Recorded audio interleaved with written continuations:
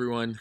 This week we're going to be reading through the end of Second Kings. We got a little bit of something different on Friday, which we'll mention in a second, and then three Psalms this week. We got 50, 51, and 52. So let me give you three things to kind of guide you throughout this week.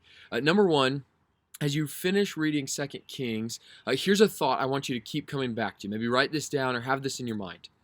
Where is God's king?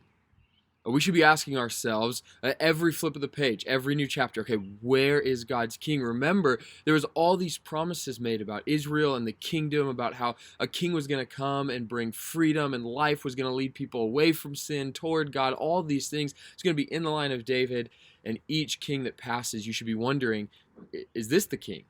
Is this the one? Now, this king, is this the one that's going to be for the good of the people? And what you're going to find out is that every king you see is not going to do that. Even the good ones. So there's a few good ones in Judah. And you know the book kind of goes back and forth. Israel, Judah, Israel, Judah.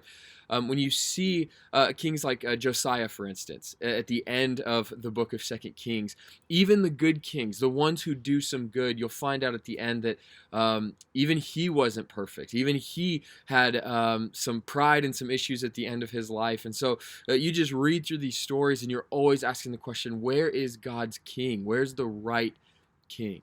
Now, when you get to Friday, here's my second thing for us this week. You're going to finish the book of Second Kings, and you're asking yourself that question, where's God's king? Where is God's king? We intentionally are taking a break on Friday. So if you're just going through the Bible and you're not really thinking about the plan, take a second. Notice on Friday, you're going to be looking at Matthew chapter 1. And that's very intentional. We're not done with the Old Testament, so don't get too excited. But what we're trying to do is, as you read through Kings, you're asking yourself, where is God's king? When Kings ends, Israel's in exile, Judah is in exile. It seems like hope is lost. And what we want you to see is in Matthew 1, you're going to see this genealogy, which usually I know is probably pretty boring for you. Although this one should be a little bit better because you're going to see a bunch of names that you've just read about. And it's going to get down to the point where he says the true son of David has actually come. That genealogy in Matthew 1 is just shining this light. The king, God's king, has come. And you notice what he says about Jesus in the end of Matthew chapter 1 is that Jesus has come not only to be Emmanuel, God with us, but he has come to save his people from their sins. The ringing theme in Kings is that kings do what's right in their own eyes. They sin, they lead people into sin.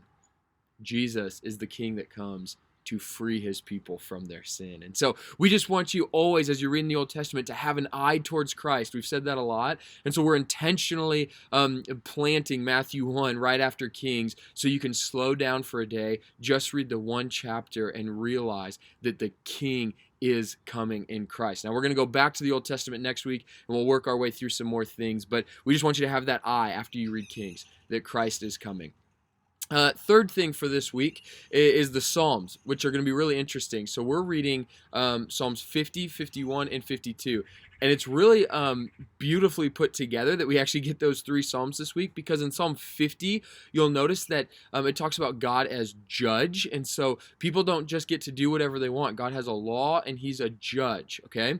But then you're going to move into Psalm 51. And Psalm 51 is maybe one of the most famous Psalms ever. And it's about being repentant. It's about David after he commits adultery with Bathsheba and he lays his heart before the Lord. So you have this idea of God as judge and then us as a repentant people. And then Psalm 52 is about God being loving and his steadfast love. And so it's going to be really fun if you kind of take some time, meditate through those. Again, a quick plug for our daily formation text that you get. Each morning we're writing a little devotional and to try to guide you through the morning psalm. And so if you don't get those yet, you can find those on the website. But get those, because that's going to be helpful this week as we look at God's nature as judge, our nature is needing to be repentant, confessing our sin, but then also being reminded that God's love endures forever. Once again, because Jesus has come to take his people's sin. He's freeing us from our sin. So you can confess and you can go to God this week as the judge, knowing that he will forgive you if you've trusted in Jesus. So I'm excited for this week. We got some good things coming up. Let us know if you have any questions or thoughts.